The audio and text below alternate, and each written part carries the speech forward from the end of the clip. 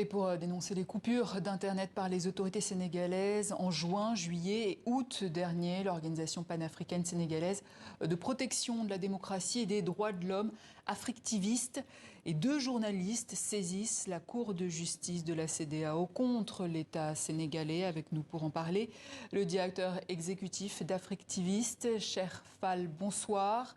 Je rappelle que la plainte a été déposée le 31 janvier, donc avant les 2 autres coupures qui ont eu lieu depuis le début de la crise en février. Quel a été pour vous l'impact de ces coupures d'Internet, Cheikh Fall ? Bonsoir. L'impact de ces coupures d'Internet c'est des impacts qu'on peut mesurer et qui aujourd'hui nous rendent tous tristes, à commencer par d'abord sur le plan des libertés.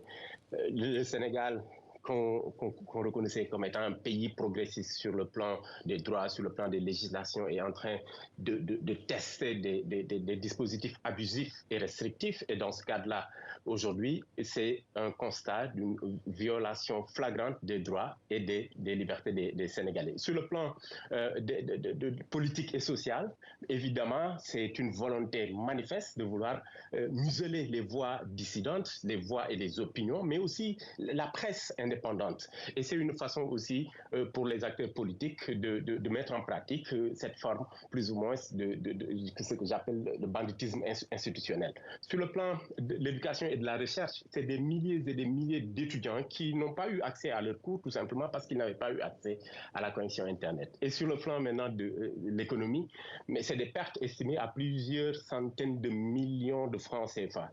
Les opérateurs nous parlent de 3 milliards de pertes, mais ça, c'est les opérateurs. Eux, ils arrivent plus ou moins à quantifier, mais les pertes sont énormes au niveau du secteur informel, au niveau du secteur tertiaire, les entrepreneurs, les startups, les fintechs. C'est des personnes qui, aujourd'hui, sont les principales victimes de ces censures. Et si vous portez plainte aujourd'hui, c'est que, j'imagine, ces coupures ne sont pas légales. Elles ne sont pas légales et elles ne peuvent pas être justifiées. Mais absolument rien ne peut justifier la censure et la coupure totale d'Internet au Sénégal. La loi, la Constitution sénégalaise, en ses articles 10 et 11, donne la possibilité et autorise aux Sénégalais la possibilité plus ou moins de s'exprimer librement et d'utiliser Internet.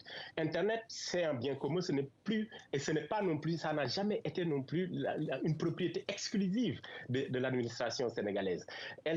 Les coupures ne sont pas justifiées, d'autant plus aussi que l'article 19 de la Déclaration universelle des droits de l'homme donne la possibilité à tout citoyen de pouvoir s'exprimer librement et gratuitement.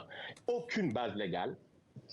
Sinon, c'est juste une pratique, j'allais dire, abusive et restrictive. Vous avez donc saisi la Cour de justice de la CEDEAO. Est-ce juste un symbole pour vous? Vous espérez de réelles mesures?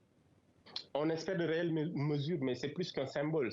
Aujourd'hui, nous montrons à l'administration sénégalaise que les citoyens sénégalais ne sont pas d'accord avec cette mesure-là.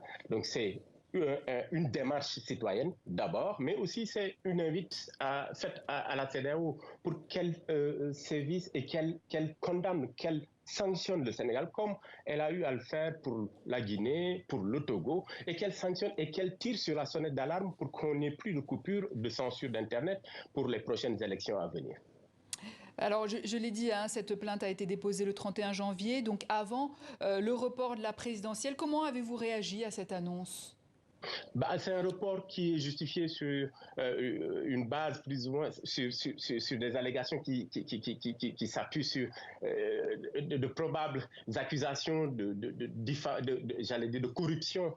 Et celui qui est accusé, celui qui est pointé du doigt, c'est le Premier ministre, qui est à l'heure où je vous parle, encore Premier ministre, et qui bénéficie de la confiance du président de la République.